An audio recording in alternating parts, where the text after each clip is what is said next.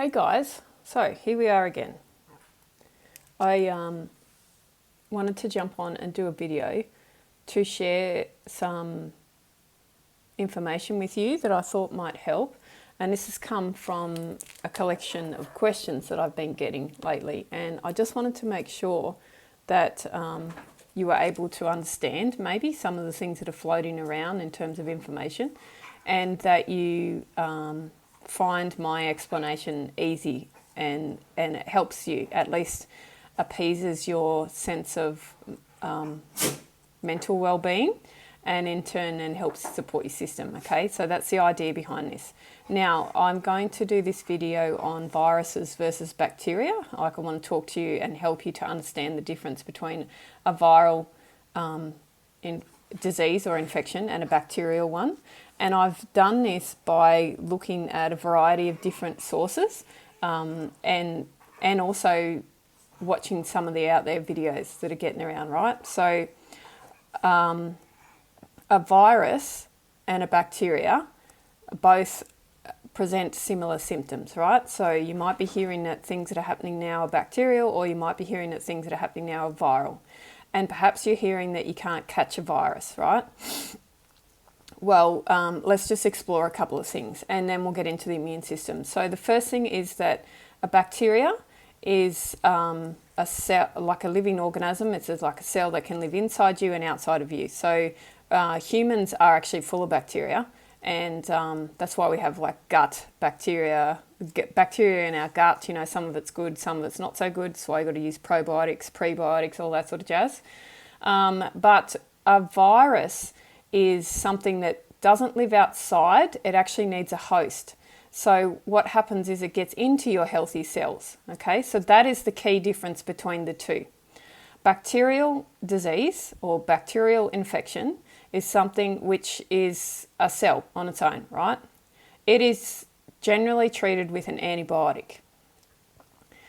A viral disease or a viral infection is something that needs a host, and the way it finds a host is that it gets a cell, a healthy cell, and goes from there, right? It can spread from there because your cells are able to, well, they all duplicate, but they're able to be mutated. Okay, so think about cancer, that sort of stuff. That's when a healthy cell has become not so healthy and started to mutate, is the easiest way to explain it. What happens with a viral infection is that it can't be treated with antibiotics, right? This is why the world looks at vaccines and looks at all that sort of stuff, okay? I want you to just sit that aside for a minute and let's just have a look at the body on its own.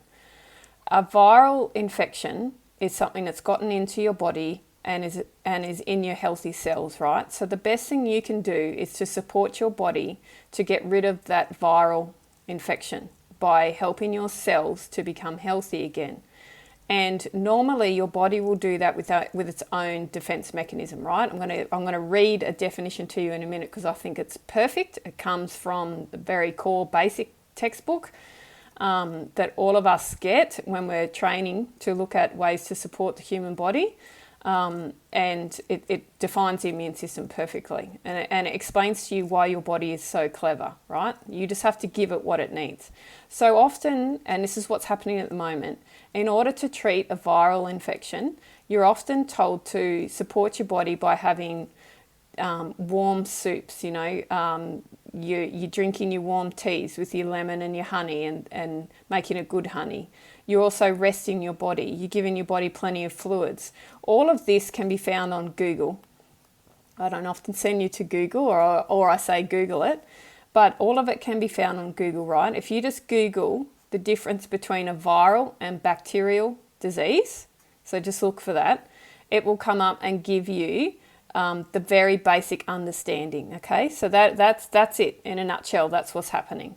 So with a viral infection or a viral disease, that's how we want to treat it. Now, if you need examples of the two, a bacterial infection, right? Remember, because I said bacteria is its cell on its own, is things like strep throat, an ear infection, urinary tract infection, right? They can be bacterial diseases. viral infections, and you'll know this if you go to a doctor with a cold or a flu, you're told that you can't have antibiotics, you've got to go home and treat it in a different way. But colds, flus, coughs, bronchitis, chickenpox, HIV, AIDS, those sort of things, they're a viral infection. They need a healthy cell, which they then take over as a host, okay? I've talked to you about the treatment side of things. You want to manage symptoms, you're going to use warm fluids. Always talking about warm fluids, always talking about oral hydration, always talking about certain medicines. So with HIV and AIDS, there are some medicines, right?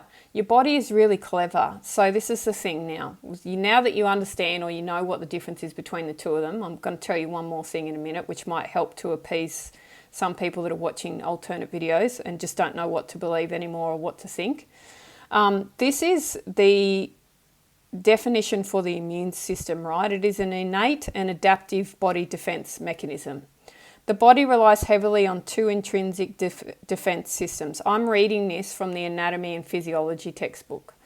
One innate and the other adaptive, that act both independently and cooperatively to provide resistance to disease.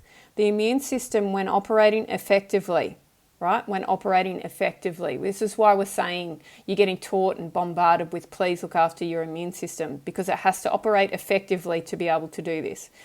When operating effectively, skillfully protects the body from most infectious microorganisms, cancer cells, transplanted organs, or grafts. So people, now this is where the difference is, right, with what's happening at the moment, where some people may get confused. There's also a really good document that I found, and it's just a blog, but it's actually a good collation. And it talks about the myths around what's happening right now. And one of the myths that some people seem to be believing is that everyone that gets it is going to die, and they're not. And there's just stuff that gets blown out of proportion because our human mind allows us to think of what ifs instead of just looking at current circumstances. But in the case of people who have altered immune systems, now say someone has received an organ donation, that is a foreign organ to the body. For the rest of that person's life, they are on special drugs which ensure that their immune system doesn't attack that organ, because your immune system wants to kill anything that doesn't belong inside your body. And that's what it does when it's working well. That's how it gets rid of viruses and bacteria, right? Sometimes it just needs a hand.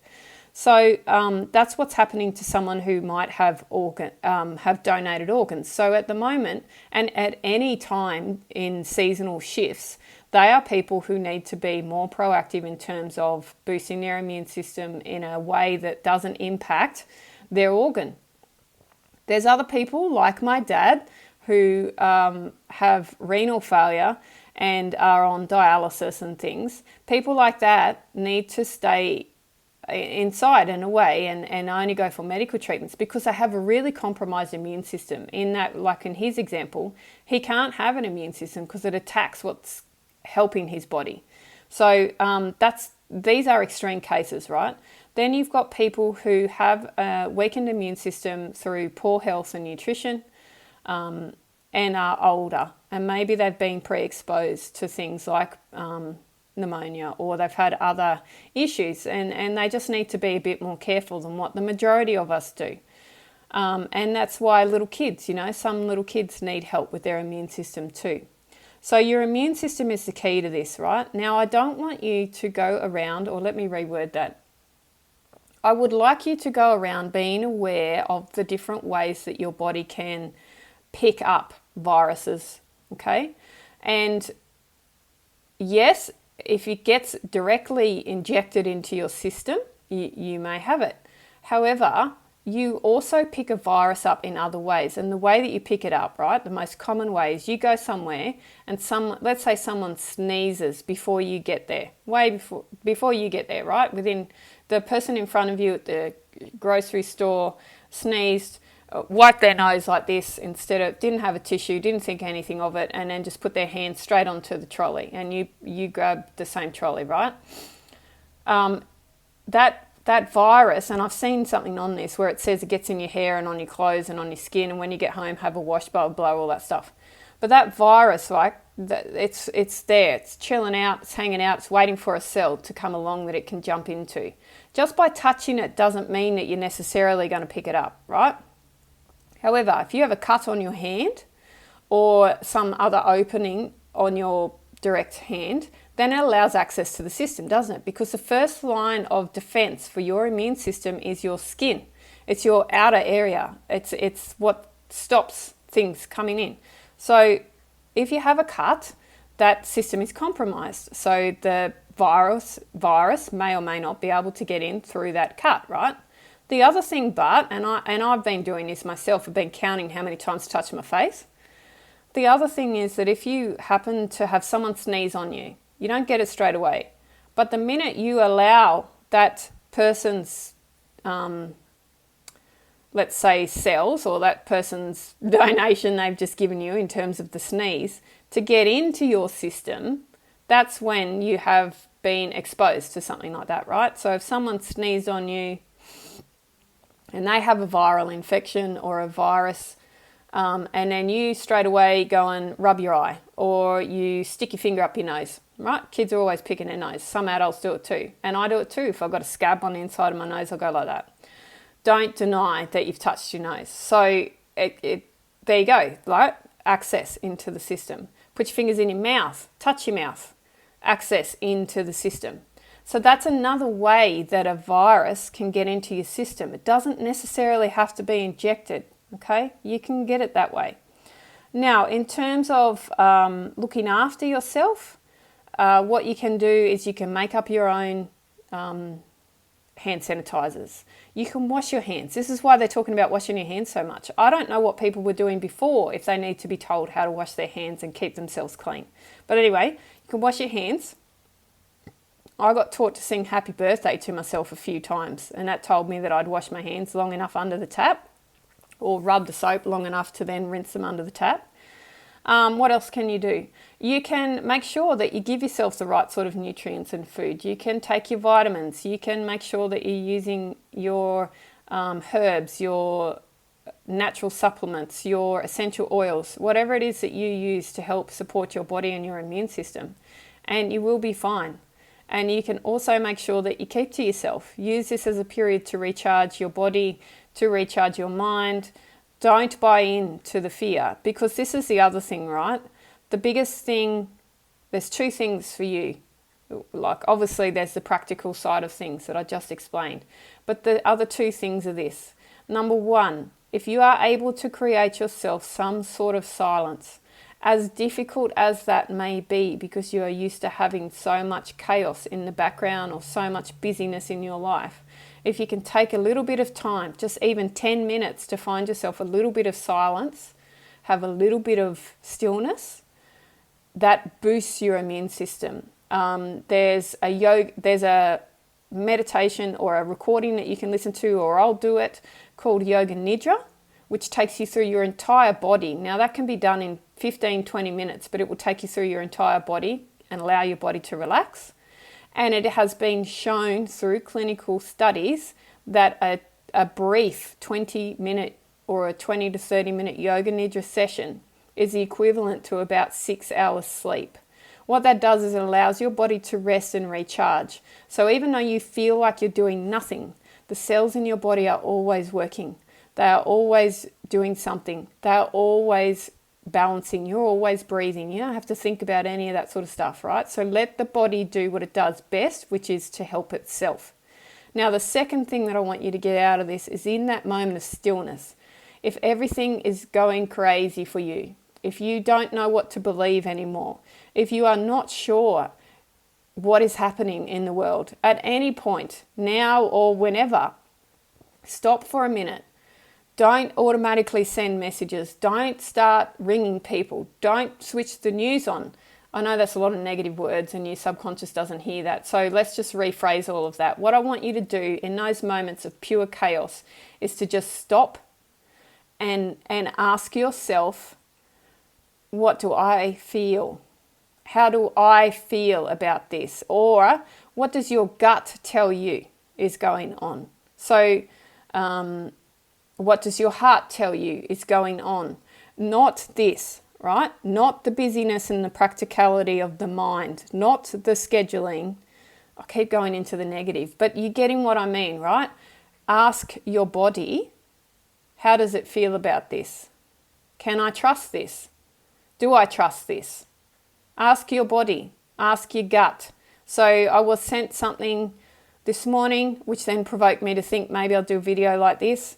And it was somebody else promoting some stuff, and I didn't like the look of it. But it's taken me years to get to this point, right? I didn't listen to my body, I only listened to my brain, and I kept myself busy. Now I'm able to step in, look at it and go, oh no, that doesn't feel right. And it doesn't, all of you have this mechanism. We all have a body. You're not a head walking around on a stick. So tap into that wisdom that's in your body and you'll be okay. All right, see you guys.